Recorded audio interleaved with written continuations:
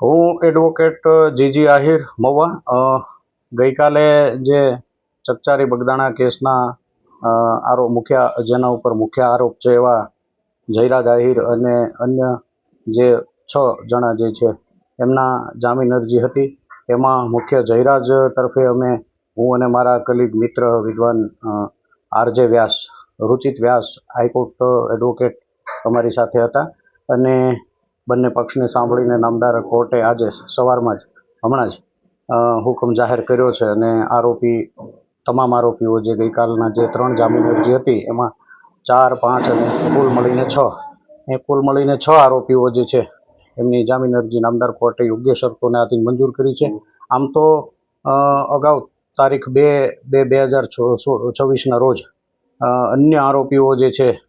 જે મુખ્ય પ્રથમ